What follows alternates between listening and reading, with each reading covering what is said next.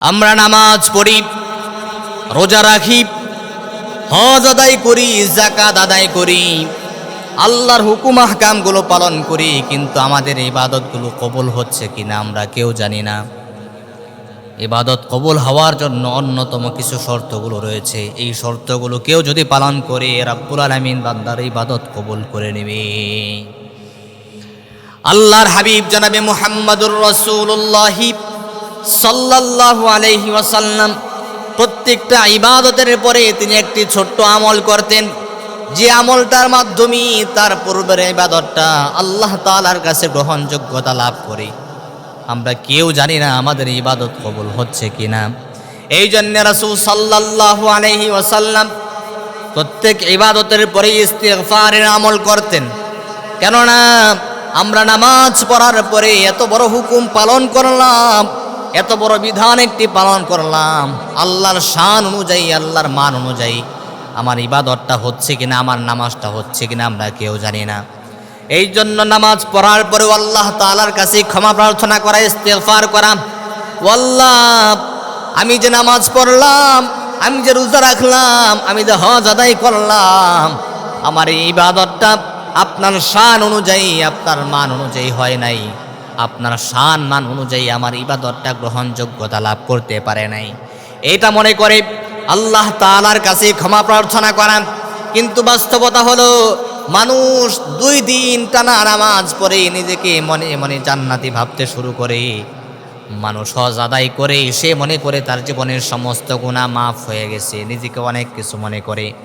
কিন্তু রাব্বুল আলামিন বলছেন না, যত বড় ইবাদত করো, যত বড় ইবাদত তুমি করো না কেন, প্রত্যেকটা ইবাদতের পরেই তুমি আল্লাহ তাআলার কাছে ক্ষমা প্রার্থনা করবা আর নিজেকে তুচ্ছ মনে করবা। আল্লাহকে বলবা, আল্লাহ তোমার শান মান অনুযায়ী আমি সেই ইবাদতটা করতে পারি নাই। এই জন্য রাসূল সাল্লাল্লাহু আলাইহি ওয়াসাল্লাম ইদান সরাফা মিন সলাতিহি ইস্তাগফারা সালাসান, আল্লাহর হাবিব সাল্লাল্লাহু আলাইহি ওয়াসাল্লাম যখন তিনি নামাজ থেকে ফারেগ হতেন, সালাম ফিরাতেন, নামাজ শেষ করার পরেই তিনি 3 বার করে ইস্তিগফার পাঠ করতেন, আস্তাগফিরুল্লাহ আস্তাগফিরুল্লাহ। হযরতে সাওবান রাদিয়াল্লাহু তাআলা আনহু বর্ণনা করেন, আল্লাহর হাবিব সাল্লাল্লাহু আলাইহি ওয়াসাল্লাম সালাম ফিরানোর পরে সঙ্গে সঙ্গে তিনি বলতেন, আস্তাগফিরুল্লাহ আস্তাগফিরুল্লাহ আস্তাগফিরুল্লাহ।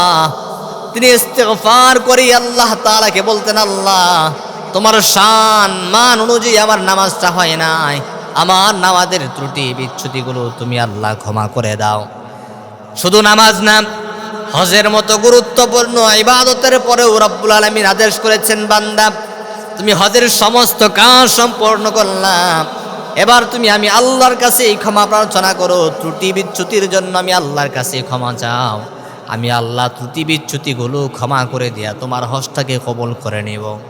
রাব্বুল আলামিন বলছেন, সুম্মা আফিদু মিন হাইসু আফাদান নাসু ওয়াস্তাগফিরুল্লাহ। ও আমার বান্দারা, হজের সমস্ত কাজ সম্পূর্ণ করার পরই তোমরা আমি আল্লাহ তাআলার কাছে ক্ষমা প্রার্থনা করো, আমি আল্লাহ তাআলার কাছে ইস্তিগফার করো। এই জন্য ছোট বড় যত ইবাদত আমরা করি না কেন, প্রত্যেকটা ইবাদতের পরেই আমরা ইস্তিগফারের আমল করব। কারণ ইস্তিগফারের আমল করা হলো নবীজি সাল্লাল্লাহু আলাইহি ওয়াসাল্লামের গুরুত্বপূর্ণ একটি সুন্নাহ। আর আল্লাহর কোন বান্দা যদি ইবাদতের পরেই ইস্তিগফার পড়ে, আল্লাহ তাআলার কাছে আস্তাগফিরুল্লাহ আস্তাগফিরুল্লাহ পাঠ করে, রাব্বুল আলামিন ইস্তিগফারের মাধ্যমে পূর্বের আমলটাকে কবুল করে নেই। এই জন্য আজকে থেকে আমরা যত আমল করব, নামাজ পড়ব, রোজা রাখব, সিয়াম সাধনা করব, হজ আদায় করব, প্রত্যেকটা ইবাদতের পরে ইস্তিগফারের আমল করব ইনশাআল্লাহ।